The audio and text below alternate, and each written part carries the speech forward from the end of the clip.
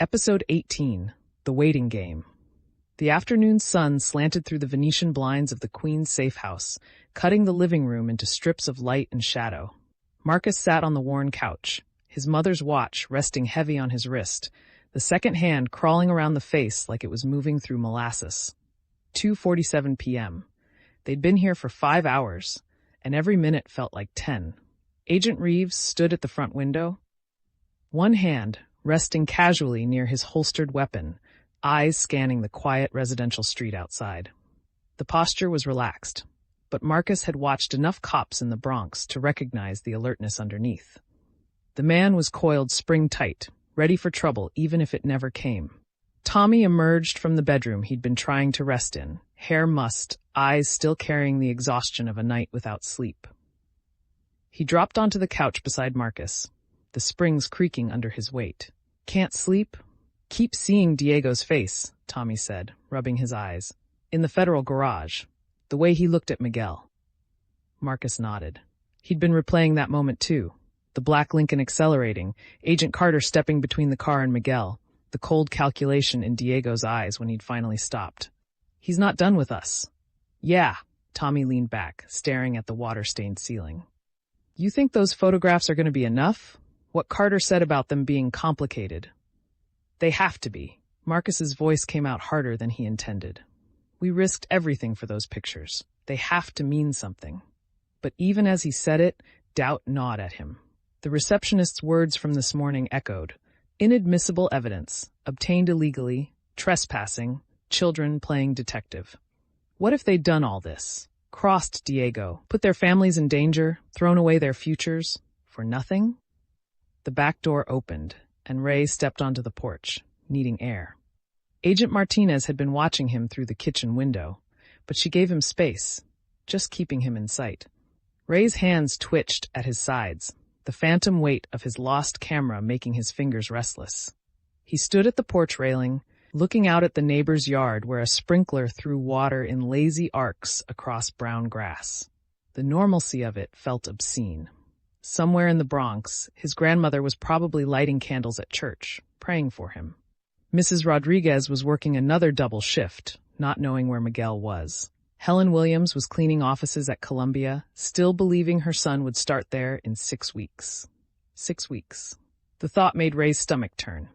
6 weeks ago, they'd been playing stickball in the street, arguing about whether Willie Mays was better than Hank Aaron, planning which girls to ask to the block party. 6 weeks ago, Miguel hadn't been working for Diego yet. 6 weeks ago, everything had still been possible. Now they were in witness protection, waiting to testify against a drug dealer who'd already proven he could walk into a federal building and demand his sister back. Waiting to see if their families would be safe. Waiting to find out if the photographs that had cost them everything would even be admissible in court. Ray pulled out a cigarette, lit it with shaking hands. He didn't usually smoke. It was Marcus's habit, borrowed from too many nights studying late, but Agent Reeves had offered him the pack earlier, and Ray had taken it. Needed something to do with his hands.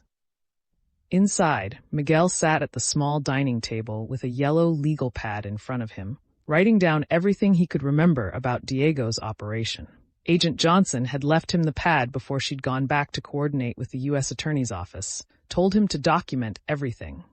Dates, times, locations, names, amounts of money, how the counting worked, where the heroin came from, where it went. His hand cramped from writing, but he kept going. This was the only thing he could do right now, the only way to fight back. Every detail he remembered was another nail in Diego's coffin, another piece of evidence that might keep Carmen safe. Carmen. She was still in her room, door closed. Agent Martinez had checked on her twice, reported back that she was sleeping, or pretending to sleep. Miguel wanted to go to her, but he knew she needed space. The look on her face when Agent Johnson had explained about her mother, trapped in that apartment, unreachable, vulnerable, had broken something in Carmen's eyes. "Miguel," he looked up. Marcus stood in the doorway between the living room and dining room, Tommy behind him. "We need to talk about what happens next." Miguel set down his pen. "What do you mean?" Marcus came into the room, pulled out a chair, sat down. Tommy leaned against the doorframe, arms crossed. The posture was casual, but Miguel recognized the tension in his shoulders. Agent Johnson said they're accelerating the timeline, Marcus said. Because of Diego's missing person report, because he's using the media to control the narrative. They need to move faster than they planned. So? So that means we testify soon. Maybe in a few days. Maybe a week. Marcus's fingers drummed on the table. Nervous energy he couldn't contain. And after we testify, they're talking about full witness protection. New names, new city, new lives. Miguel looked down at the legal pad covered in his handwriting. Names and numbers and addresses, all the secrets of Diego's empire laid out in blue ink. Yeah, I know. Columbia's gone, Marcus said quietly. My scholarship, orientation in 6 weeks, all of it, gone. Tommy shifted against the doorframe. My old man probably doesn't even know I'm missing yet. He was passed out when the feds came. Probably still is.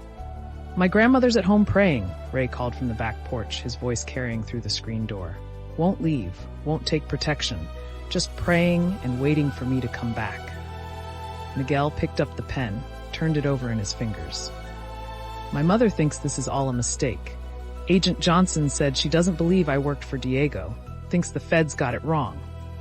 The silence stretched out, heavy with everything they'd lost and everything they still stood to lose. Was it worth it? Tommy asked finally. All this? Was it worth it? Marcus looked at him, then at Miguel, then out the window where Ray stood smoking on the porch. Ask me after Diego's in prison. And if he's not, Tommy pushed off the doorframe, came into the room. If those photographs aren't admissible, if the case falls apart, if his lawyers get him off, what then? We threw away our lives for nothing? Then we still did the right thing, Miguel said. His voice was quiet but steady. Carmen's out. She's safe. That's not nothing. Tommy's jaw worked, muscles jumping. My father's an alcoholic piece of shit, but he's still my father. My family's still in the Bronx, and I'm here in Queens, hiding from a drug dealer who wants me dead, and I don't even know if the pictures I risked my life for are gonna mean anything. They'll mean something. Marcus's voice carried more conviction than he felt. They have to. The back door opened and Ray came inside, cigarette smoke clinging to his clothes. He looked at the three of them gathered around the dining table, read the tension in the room. What'd I miss? Just wondering if we're heroes or idiots, Tommy said. Ray snorted, a sound without humor. Can't we be both? Agent Martinez appeared in the kitchen doorway. Miguel, Agent Johnson's on the phone. She wants to talk to you about your testimony. Miguel stood, leaving the legal pad on the table. As he walked past his friends toward the kitchen phone, Marcus reached out and gripped his arm. We're gonna be okay, Marcus said. All of us. We're gonna get through this. Miguel wanted to believe him. Wanted to believe that doing the right thing would somehow work out. That justice would prevail. That the system would protect them. But he'd grown up in the Bronx, had seen too many times how the system failed people like them. Had watched his mother work double shifts for poverty wages, had seen his neighbors ground down by a world that didn't care if they lived or died. Still, he nodded. Because what else could he do? In the kitchen, Agent Martinez handed him the phone. I'll give you privacy, she said, stepping back into the living room. Miguel lifted the receiver. Hello? Miguel, it's Special Agent Johnson. Her voice was crisp, professional. I've been reviewing your written statement. It's very thorough, very helpful. Okay, I need to ask you some follow-up questions about the money counting. You mentioned Diego taught you the combination to his safe. Yeah, at the social club. Can you give me that combination? Miguel closed his eyes, remembering. Diego's office, the safe in the back corner, Diego's voice explaining, family birthdays, easy to remember, impossible to guess. It's 7/15, 22/41. And what do those numbers represent? Birthdays. July 15th was his father's, February 2nd was his mother's, April 1st was Carmen's. Silence on the other end of the line. Then that's interesting. Why? Because it means Diego trusted you, really trusted you. He gave you access to his most sensitive information. Miguel's throat tightened. He was using me, using my feelings for Carmen to control me. Yes, but he was also grooming you, training you to take a bigger role in his organization. Johnson's voice softened slightly. Miguel, I need you to understand something. Diego saw potential in you. He thought you were smart enough, loyal enough, capable enough to be more than just another corner boy. That's why what you did, turning on him, gathering evidence, testifying, that's why it's going to hurt him so badly. Good, Miguel said. I want it to hurt him. I know, but I need you to be prepared for what that means. Diego doesn't forgive betrayal, especially not from someone he considered family. Miguel thought about Diego's face in the federal garage, the cold promise in his eyes when he'd looked at Miguel. I know. We're going to keep you safe, all of you, but you need to be honest with me about everything. No secrets, no holding back. Can you do that? Yeah. Good. I'll be back at the safe house this evening. We'll go over your testimony in detail, prepare you for what the defense attorneys will ask. It's going to be hard, Miguel. They're going to try to make you look like a criminal, like you're just as guilty as Diego. I am guilty, Miguel said quietly. I counted his money. I packaged his drugs. I knew what I was doing. You were coerced. You were threatened, and you were a minor when it started. I was 18 2 months ago. The point is, you came forward. You're cooperating. That matters. Johnson paused. How's Carmen doing? Miguel glanced toward the closed bedroom door. She's not good. She's worried about her mother. I know. We're working on that. But it's complicated. We can't approach Mrs. Santos without alerting Diego, and right now, he's watching his mother constantly. He knows she's his vulnerability. So what do? We wait. We build the case. And when we're ready to move, when we have warrants and evidence and everything lined up, we'll extract her. But that takes time. How much time? I don't know. Days, maybe a week. Miguel's hand tightened on the phone. Carmen can't wait a week. She's barely holding it together. I understand, but rushing this could get her mother killed. Diego's smart, Miguel. He knows we want to protect Mrs. Santos. He's using that against us, keeping her close, using her as insurance. If we move too soon, if we spook him, he might decide his mother knows too much. The implication hung in the air, ugly and terrifying. He wouldn't, Miguel said. She's his mother. He disowned his sister, Johnson said quietly, after she testified against him, after she chose you over him. Diego Santos is capable of anything when he feels betrayed. Miguel leaned against the kitchen counter, suddenly exhausted. So we just wait, while Carmen's mother is trapped with a man who might kill her? We wait, Johnson confirmed, and we work. Every piece of evidence you give us, every detail you remember, brings us closer to being able to move. The stronger our case, the more confident we can be when we execute those warrants. So keep writing, Miguel. Keep remembering. It matters. After they hung up, Miguel stood in the kitchen for a long moment, staring at the phone. Through the doorway, he could see Marcus and Tommy still at the dining table, Ray sitting on the couch now, all of them waiting. Waiting for news, waiting for safety, waiting for a future that felt increasingly uncertain. The bedroom door opened. Carmen emerged, hair disheveled, eyes red from crying or sleep or both. She looked at Miguel, and the rawness in her expression nearly broke him. He crossed to her in 3 strides, pulled her into his arms. She collapsed against him, fingers clutching his shirt. She's still there, Carmen whispered. My mother's still there with him. I know. What if he hurts her? What if he figures out she helped us, that Leon was her connection, that she arranged the bread truck? He won't. Your mother doesn't know anything that could hurt him. She's safe. Carmen pulled back, looked up at him with fierce, frightened eyes. You don't know that. You don't know what he's capable of. Yeah, I do. Miguel touched her face, gentle. I worked for him, remember? I know exactly what he's capable of, and I know he loves your mother. Whatever else he is, whatever he's done, he won't hurt her. He's not the brother I knew, Carmen said. The Diego I grew up with, the one who taught me to ride a bike, who scared away boys who looked at me wrong, that Diego wouldn't hurt anyone. But the man in that federal garage, the man who looked at you like he wanted you dead, I don't know him. Miguel had no answer for that, because she was right. Diego Santos was 2 people, the protective older brother who'd stepped up when their father left, and the cold-eyed criminal who'd built an empire on heroin and violence. And right now, it was the second Diego who was out there, planning his revenge. From the living room, Marcus called out, Miguel, Carmen, you should see this. They went into the living room, where Agent Reeves had turned on the small television set. The 5 o'clock news was just starting, and the lead story made Miguel's blood run cold. Police are searching for 5 teenagers from the Bronx who have been missing since last night, the anchor said. Diego Santos, a local businessman, has filed a missing person report for his sister, 18-year-old Carmen Santos, who he claims was kidnapped by 4 young men.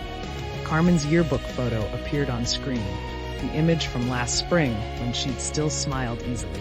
Santos is offering a $10,000 reward for information leading to his sister's safe return. He's asking anyone who's seen these teenagers to contact police immediately. 4 more photos appeared: Miguel, Marcus, Tommy, Ray. Their faces filled the screen, names underneath. Miguel Rodriguez, 18. Marcus Williams, 18. Thomas Ritchie, 18. Raymond Tucker, 18. All are from the South Bronx and were last seen early Thursday morning. If you have any information, please contact. Agent Reeves shut off the television. The silence in the safe house was absolute.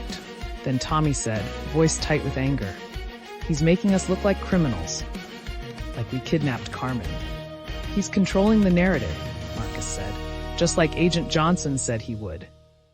$10,000, Ray breathed. "That's a lot of money in the Bronx. People will be looking for us." Carmen's face had gone pale. "My mother's gonna see that. She's gonna think her son is trying to protect her," Agent Reeves said, which is exactly what Diego wants her to think. He's isolating her, making sure she only hears his version of events. Miguel felt the walls closing in. They were trapped here, in this safe house, while Diego controlled the story, while the whole Bronx thought they were criminals who'd kidnapped an innocent girl, while their families watched the news and wondered what their children had become. "This is bad," Tommy said. "This is really bad." "It's strategy," Marcus countered, but his voice lacked conviction. "Diego's trying to pressure us, trying to make us crack." "It's working," Ray said quietly. The front door opened and Special Agent Johnson walked in, her expression grim. She'd clearly seen the news. "All right," she said, setting her briefcase on the coffee table. "We need to talk about next steps. Diego Santos just declared war, and we need to be ready to fight back." The 5 teenagers gathered around her, exhausted and frightened and angry, waiting to hear what came next. Outside, the sun was setting over Queens, painting the sky in shades of orange and red. In the Bronx, Diego Santos was making his moves, using every weapon at his disposal to destroy them. And in this safe house, 5 teenagers who'd done the right thing waited to see if doing the right thing would be enough to keep them alive. Thanks for watching our stories. Don't forget to like and subscribe for more epic adventures. Thanks for watching our stories. Don't forget to like and subscribe for more epic adventures.